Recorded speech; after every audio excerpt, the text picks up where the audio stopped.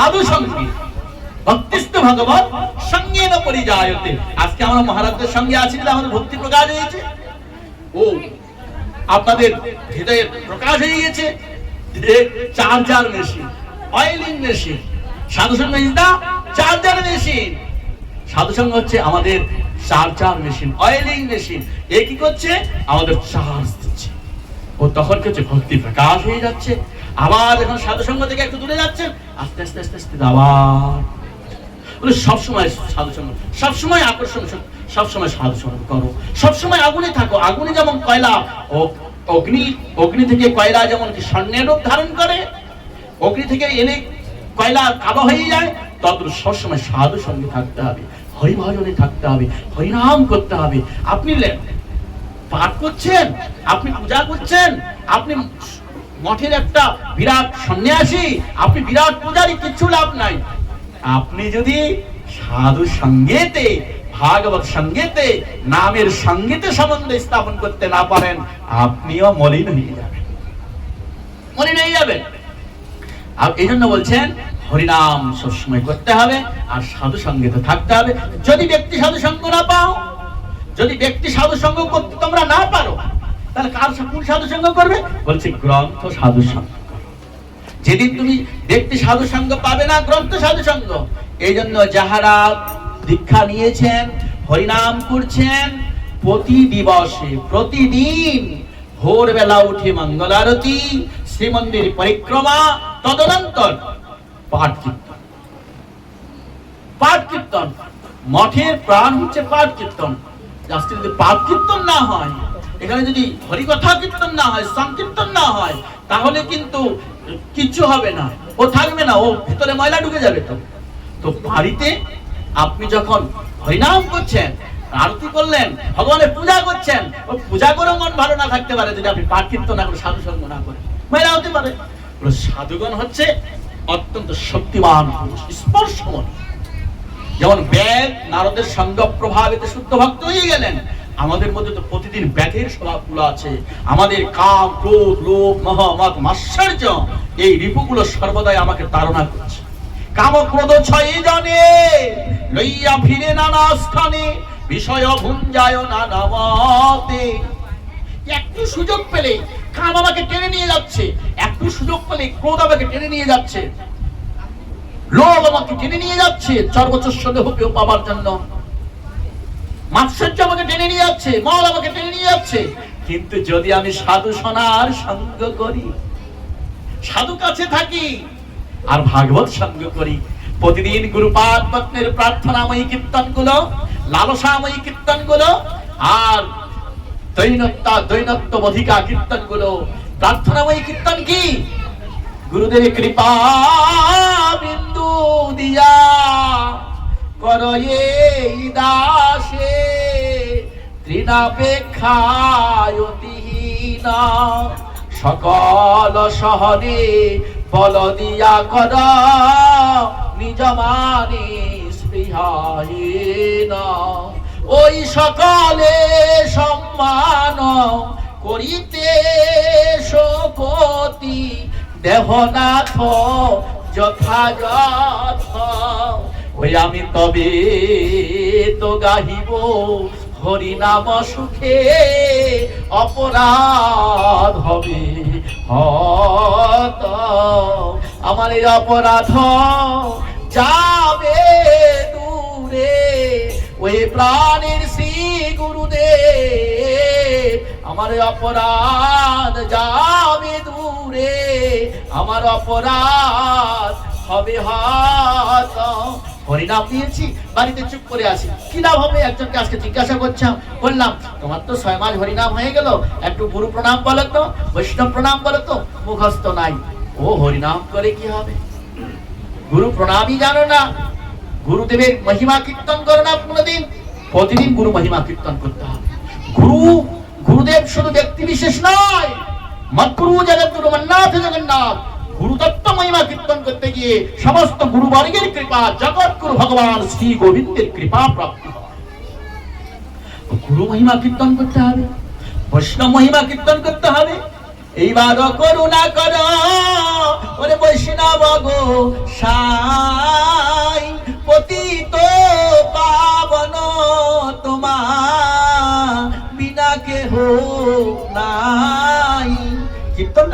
সুর দিয়ে।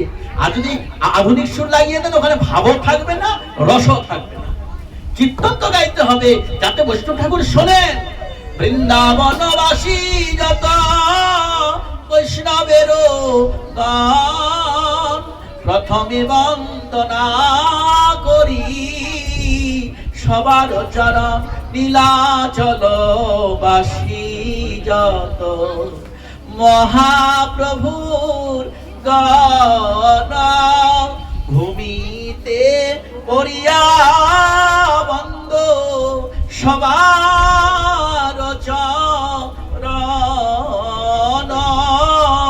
নবদ্বীপ বাসী যত মহাপ্রভুর ভক্ত সবার চরণ বন্ধ হইয়া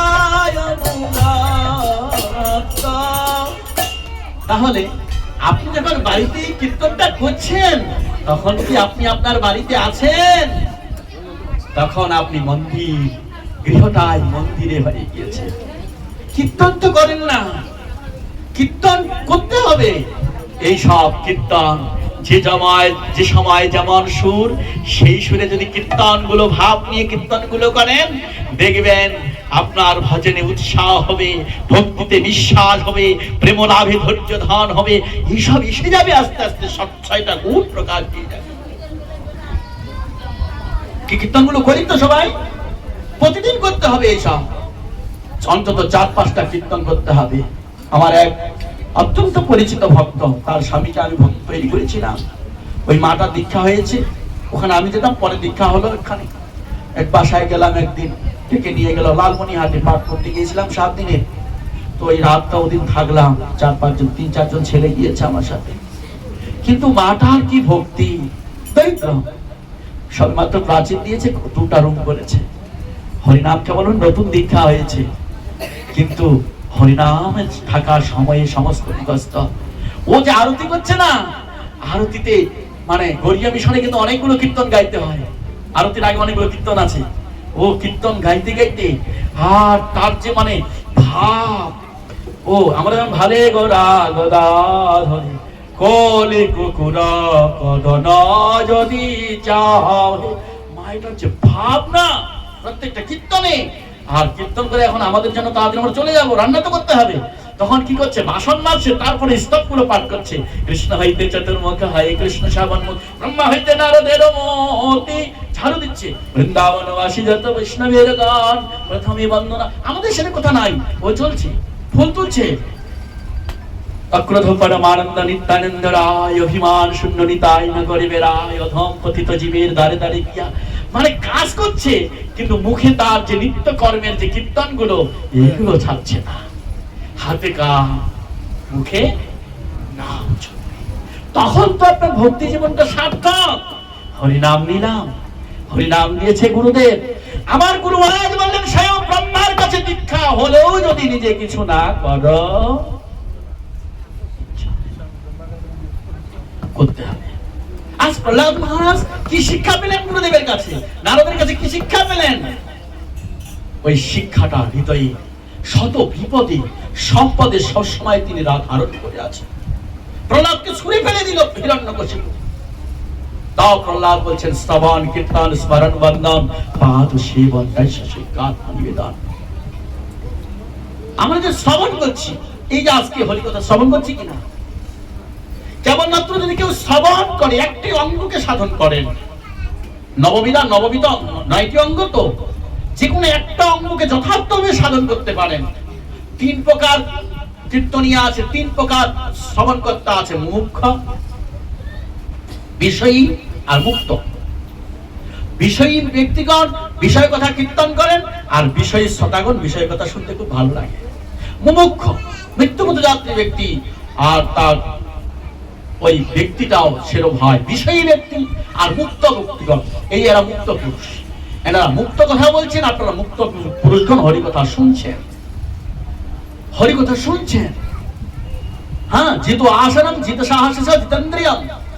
আপনি যদি ইন্দ্রিয়গুলোকে জয় করে চিত্ত আসনম, আসনকে জয় করে যে একাগ্র ভজন, একাগ্রভাবে শ্রবণটা করেন, একমাত্র শ্রবণ অথবা একমাত্র কীর্তন, আসনটাকে জয়, এই দেহ আসনটাকে জয় করতে পারেন, তাহলে আপনি সর্বদাই যে কোনো অবস্থাতে আপনি ভগবত উন্মুখী থাকবেন।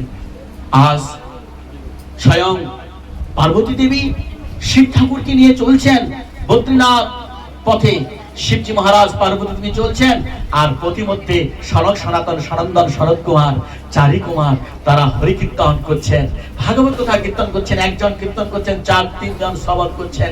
সেই সময় স্বয়ং শিব ঠাকুর পার্বতী দেবী যাচ্ছেন, তাদেরকে দেখে কোন রকম বন্দনা, কোনো প্রণাম নিবেদন নেই, তারা বিমুগ্ধ হয়ে হরিকথা শুনছেন, আর কি অপরাগিত হরিকথা শুনছেন। তখন পার্বতী দেবী বলছে, এই মূঢ় বালক চতুষ্টয় সাক্ষাৎ শিব ঠাকুর যাচ্ছে, তাকে প্রণাম নিবেদন করে সম্মান জ্ঞাপন না করে নিরন্তর হরিকথা কীর্তনে আছে। তখন শিক্ষা দিচ্ছেন, কেউ আসলে তাকে কি করতে হয়, মর্যাদা দিতে হয়। তখন পার্বতী দেবী অভিশাপ পাঠ করলেন, যাও তোমরা উঠ হয়ে যাও, পুষ্ট হয়ে যাও। সাথে সাথে উঠের দেহ প্রাপ্ত হয়ে গেল চার কুমার। উঠ যখন হয়ে গেল, এবার পার্বতী এই কাহিনীতে পার্বতী অভিশাপ পাঠ করলেন। তো তখন শিব ঠাকুর বলছেন, কাকে অভিশাপ পাঠ করলে তুমি? এরা যারা কারো, এরা কারা জানো? বলে কারা? বলে এরা আমার জ্যেষ্ঠ ভ্রাতা, আমারও জ্যেষ্ঠ ভ্রাতা চারি কুমার অপরাধ করেছে, যাও ক্ষমা চাই, চলো চলো। শিব ঠাকুর গিয়ে বলছেন, হে জ্যেষ্ঠ ভ্রাতাগণ ক্ষমা করে দাও, পার্বতী না বুঝে তোমাদের অভিশাপ পাঠ করেছে। তখন শিব ঠাকুর বলছে, আপনাদের এই উষ্ণ দেহে খুব কষ্ট হচ্ছে, পার্বতী না বুঝে আপনাদের অভিশাপ পাঠ করেছে, কষ্ট হচ্ছে। তখন সনক সনাতন সনন্দন শরৎ কুমার উঠতেই বলছেন, না কষ্ট হয় না, আমরা খুব ভালো আছি। আরে মনুষ্য অবস্থায় স্নান করতে হতো, এই করতে হতো, এই করতে হতো, এখন আমরা নিরন্তর উষ্ণ দেহে শুধু কৃষ্ণ কথা স্মরণ করবো।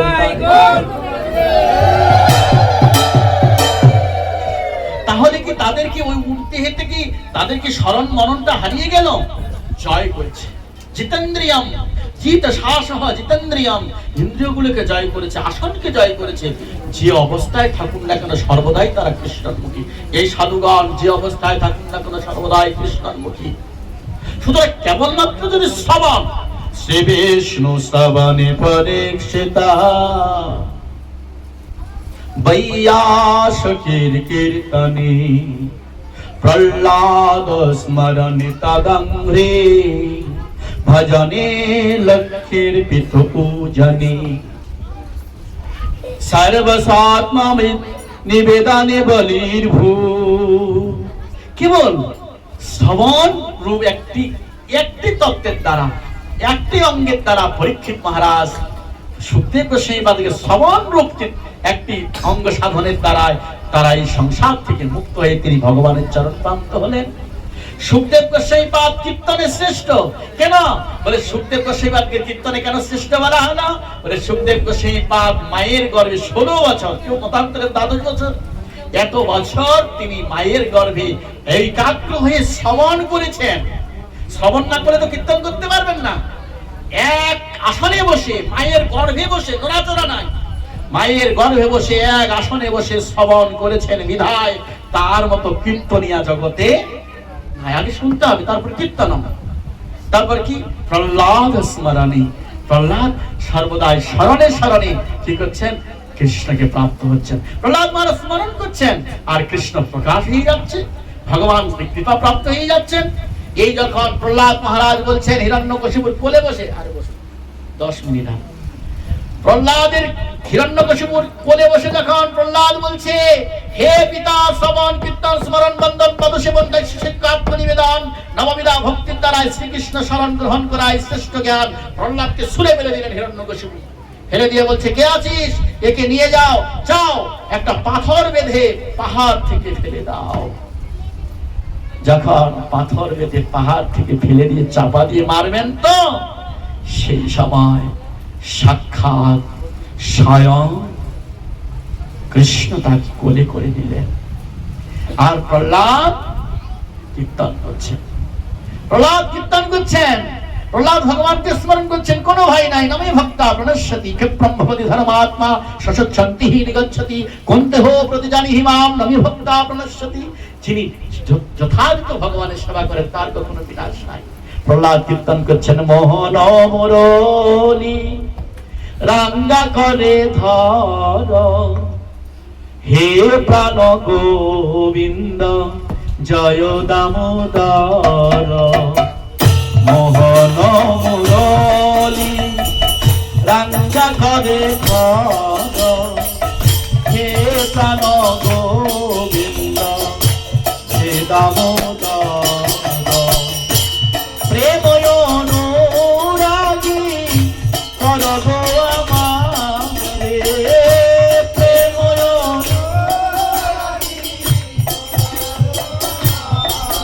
বলে প্রেময় অনুরাগী কর গো আমারে, প্রেময়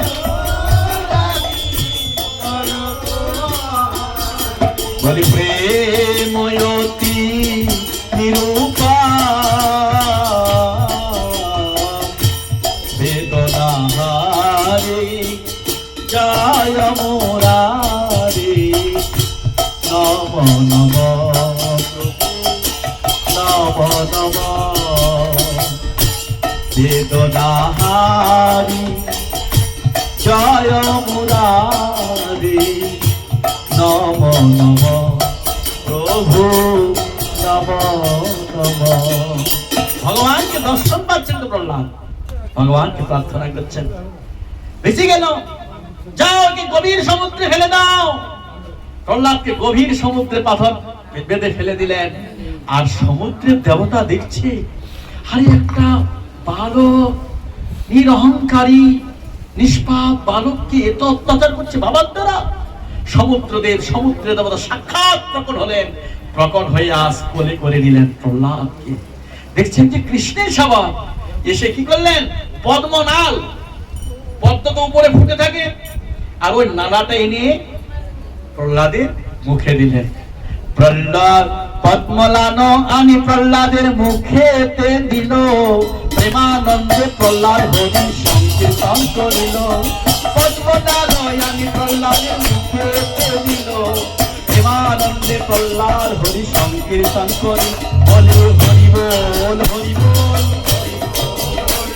বলে যাকে হরি রাখে তাকে মারে কে, যাকে হরি রাখে তাকে মারে কে, হরি যাকে মারে হরি তাকে রাখে কে, যাকে মারে হরি তাকে রাখে কে, হরি যাকে মারে হরি তারে রাখে কে, যাকে মারে হরি তারে রাখে কে।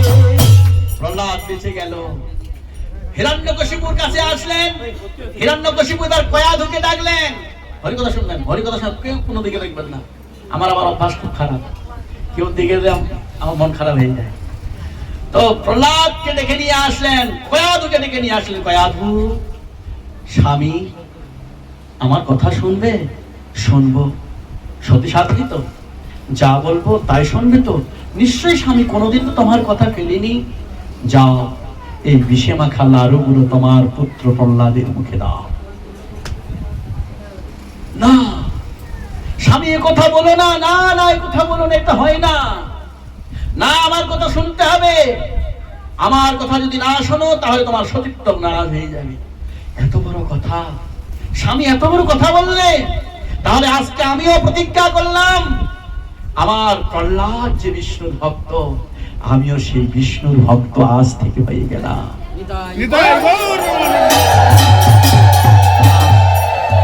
ভগবানকে প্রণাম করে কয়াধু সেই বিষের নাড়ুগুলো নিয়ে বলছে, প্রভু শুনেছি তুমি আস্বাদন করলে নাকি অমৃত হয়ে যায়।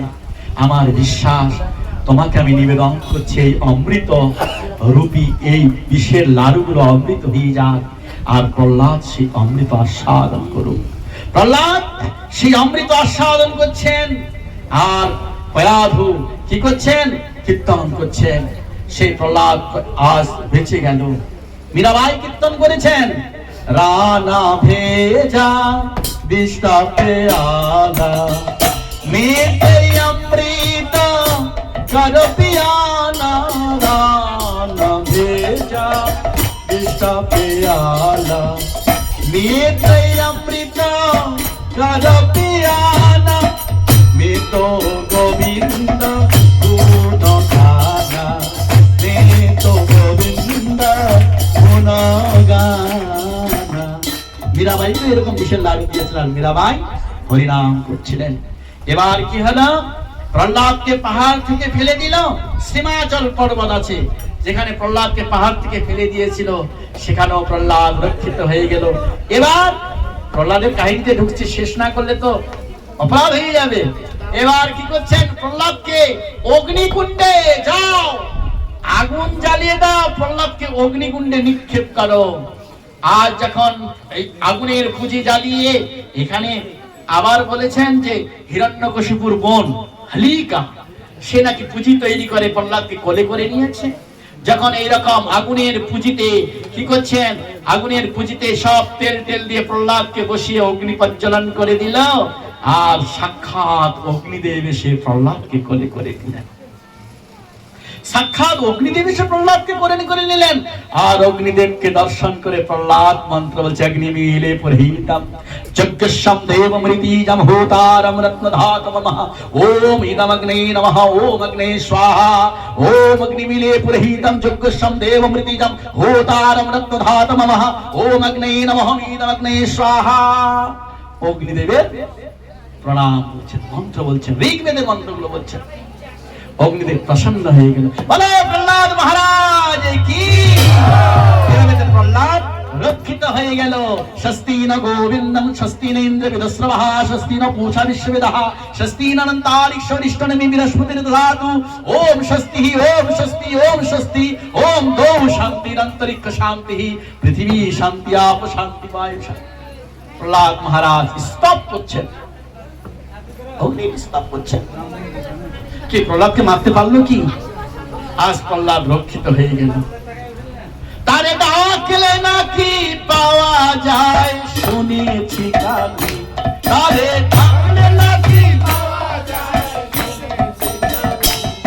ওই ডাকার মতো ডাকলে পরে দেখা দেয় দিদি গগনে, ডাকার মতো ডাকলে পরে দেখা দেয় গগনে, ওই ডাকার মতো ডাকলে পরে দেখা দেয় দিদি গগনে, ডাকার মতো ডাকলে পরে দেখা দেয় গগনে। আরে ডাকলে নাকি পাওয়া যায় শুনেছি কানে, আরে ডাকলে নাকি পাওয়া যায় শুনেছি কানে, আরে ডাকলে নাকি পাওয়া যায় শুনেছি কানে, ডাকলে নাকি পাওয়া যায়।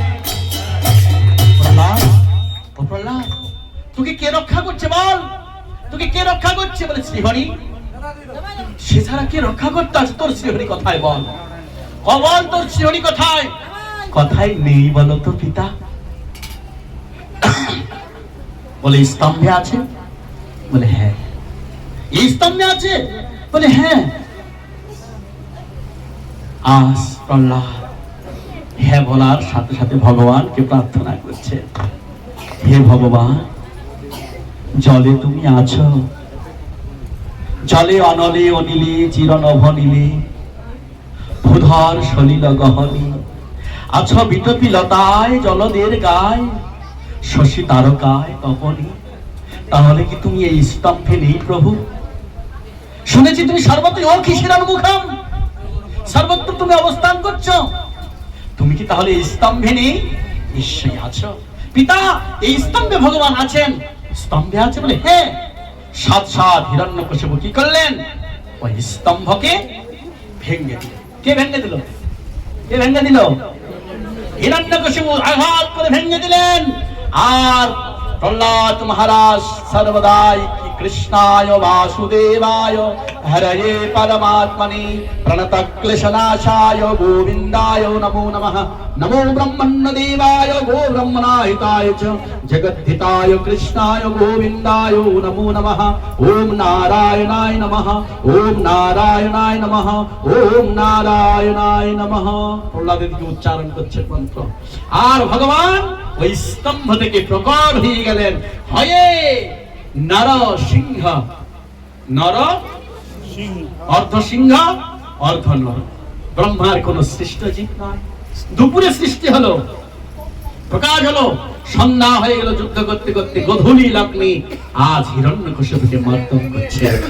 তব কর কমল বরে নাখা অদ্ভুত সুন্দর দলিত হিরণ্যকশিপু তনু ভিন্ন ও কেশবধীতা নরহরি রূপ কেশব সবাই জয় কেশবধীতা নরহরি রূপ কেশবধীতা নরহরি রূপ জয় জগদীশ হরে হরি জয় জগদীশ হরে হরি জয় জগদীশ হরে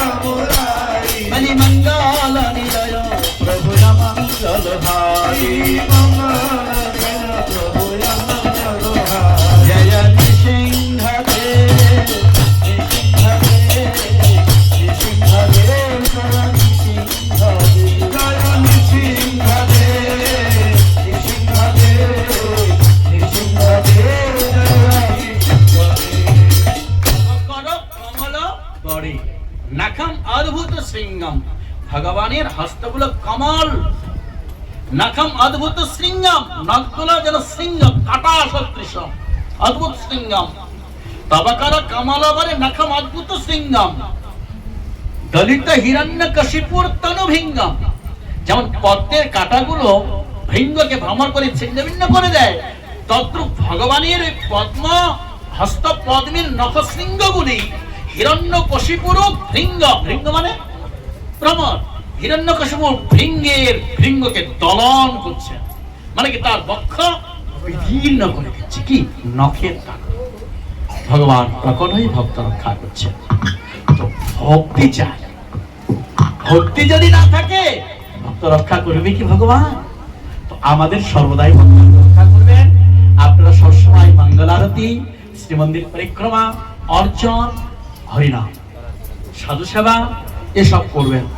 সাধু হওয়াটা বড় কথা নয়, আপনি কতটুকু সাধুত্ব আপনার আছে সেদিকে খেয়াল। কাহারে না করে নিন্দা, কৃষ্ণ কৃষ্ণ বলে মা গুরু জগৎ গুরু মন্নাথ জগন্নাথ, প্রত্যেক আচার্য গুরু বৈষ্ণবকে গুরুতত্ত্ব রূপে দর্শন করে তাহাদের কৃপা প্রার্থনা করবেন, তাহলে আপনাদের কল্যাণ হবে।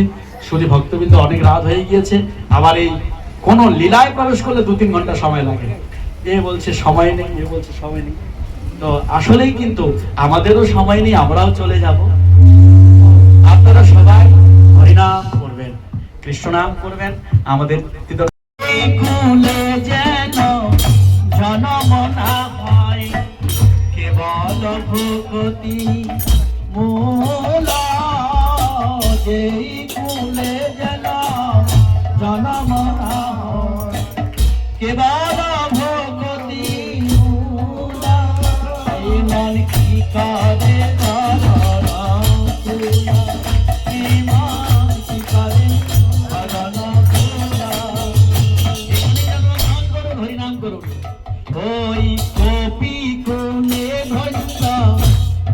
হনুমান, কপি কোলে ঘন হনুমান, শ্রীরাম ভক্ত রাজা, শ্রীরাম ভক্ত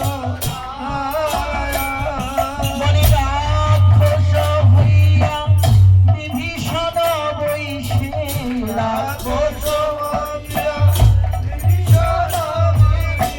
ঈশ্বর সবাদ মাধ, ঈশ্বর সবাদ বলি সত্যের রসে প্রহ্লাদ জনমী, সত্যের ওরে ভুবনে রাখিল যশ, ভুবনে রাখিল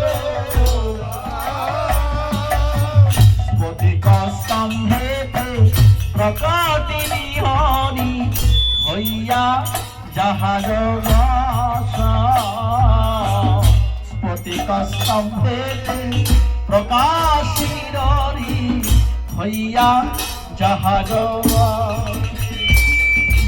চণ্ডাল হইয়া মিতালি করিল রাম চণ্ডাল হইয়া মিতালি বলি কুহক চণ্ডাল বড় কুহক চণ্ডাল বলি বল নাকি কুল বিদুরে ছিল বল নাকি কুল বলি খাইল যাহার খাইল যাহার বলি দেখো না কেমন সাধন করিল দেখো না বলি গোকুলে গোপের নারী গোকুলে গোপের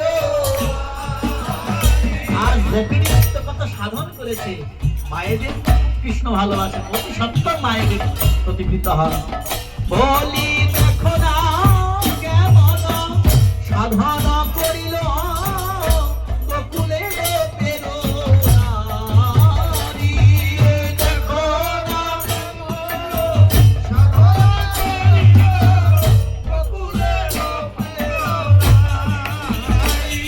ও সাথী গুণাচারে তারে কি করিল সে হরি সে ভজে তারি সাথী গুণাচারে তবে কি করিল সে হরি সে ভজে তারি শ্রীকৃষ্ণ ভজনে সবে অধিকারী শ্রীকৃষ্ণ ভজনে ভাইরে কুলে গর্ব নাই ব্রাহ্মণ চণ্ডাল কুলে গর্ব বলি কহে প্রেমানন্দ যে করে গর্ব কহে প্রেমানন্দ যে করে গর্ব বলি নিতান্ত মূর্খতা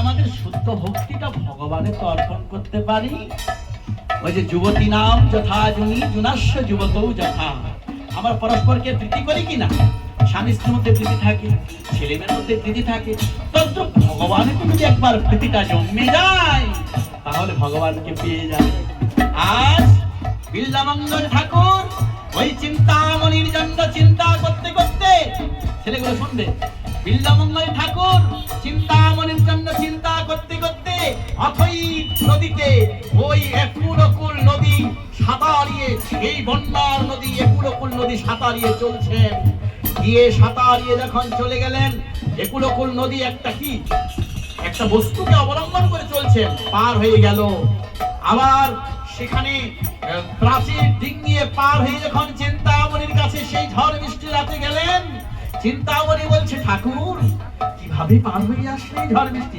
কেন তুমি না আমার জন্য রশিটা ফেলে রেখেছ রশি দিয়েছি মানে চলো তো দেখি লাইট বাতি জ্বালিয়ে দেখছো রশি নয় ও অজগর সর্প এতটাই মোহিত হয়ে গেছিল অজগর সর্পের লেজ ধরে পার হয়ে এসেছে বলে তাহলে তুমি নদী পার হয়ে আসলে কিভাবে বলে কেন না তুমি না আমার জন্য ভেলা দিয়ে রেখেছো ভেলা রেখেছি মানে গিয়ে দেখছি কি ওই নদীর পারে একটা গলিত একটা মোড়া লাশ ওই চিন্তামণি বেশ্যার প্রতি এতটাই আকৃষ্ট হয়ে গিয়েছে যে গলিত মোড়া লাশটা গড়ে গিয়েছে ওটাকে ধরে এসে সর্প নাই বুঝে নাই অজগর সর্পের লেজ ধরে এসে বুঝে নাই সেদিন চিন্তামণি ধিক্কার দিয়ে বলছে ওরে বিল্লামঙ্গল ঠাকুর ও ঠাকুর মহাশয় আমার প্রতি তোমার যে প্রীতি আমাকে যতটা তুমি ভালোবেসে মরাকে ভেলা মনে করেছ সর্পকে রজ্জুবৎ মনে করেছ এই রকম ভালোবাসার যদি চতুর্থাংশ গোবিন্দের চরণে হতো তুমি গোবিন্দকে পেয়ে যেতে ঠিক ঠিক তোমার ঠিক। চিন্তামণির জয়তি সমগিরি গুরুর্মি শিক্ষা গুরুস্য ভগবান শ্রীকৃষ্ণমৌলি। সেখানে চিন্তামণিকে গুরু বরণ করলেন। চিন্তামণি, তুমি আজকে আমাকে কি দিলে? জ্ঞান দিলে। আহা, কতটা মোহিত হয়ে গিয়েছি আমি, মোহ হয়ে গিয়েছি। যদি এইরকম কৃষ্ণকে ভালোবাসতাম, কৃষ্ণকে পেয়ে যেতাম। আমরা পরস্পরকে যতটা প্রীতি করি, ভগবানকে ভালোবাসি, জগন্নাথকে ভালোবাসি, ভগবান নৃসিংহদেবকে ভালোবাসি, গৌরহরিকে ভালোবাসি। যদি গৌরহরিকে কেউ ভালোবাসতে পারে, তখন চিন্তামণির এই কথা শুনে বিল্বমঙ্গল ছুটছেন বৃন্দাবনের দিকে। আর এই সংসারে থাকবো না, ছুটছেন। সমগিরি গুরু কাছে গিয়ে শিক্ষা লাভ করলেন। আর চলছেন, চলতে চলতে আবার গিয়ে পথিমধ্যে, শেষ করছি, পথিমধ্যে এক বণিকের ঘরে গেলেন। বণিকের স্ত্রীকে দেখে আবার তার মধ্যে চিন্তামণির কথা স্মরণ হয়ে গেল। এবার বণিকের স্ত্রীকে ডেকে বলছে রাত্রেবেলা, আমার একটা কথা শুনবে? বলে হ্যাঁ শুনবো। ঠিক তো, শুনবে? সাধু বাবা তো শুনবে। বলে তোমার কাছে এসে বলছে তোমার ওই চুলের কাঁটাটা আমাকে দেবে? বলে হ্যাঁ দেবো। কি করবেন? বলে তাও না, চুলের কাঁটাটা নিয়ে দুই চোখে মেরে দেবেন। কেন? বলে চিন্তামণির কথা স্মরণ হয়েছে, একে দেখে তো মোহিত, তো মোহলাভ করেছে। আবার দুই চোখ বন্ধ করে দিয়ে এবার চলছেন বিল্বমঙ্গল বৃন্দাবনের পথে। বিল্বমঙ্গল বৃন্দাবনে যাবে তো কে তাকে নিয়ে যাবে? ভগবান।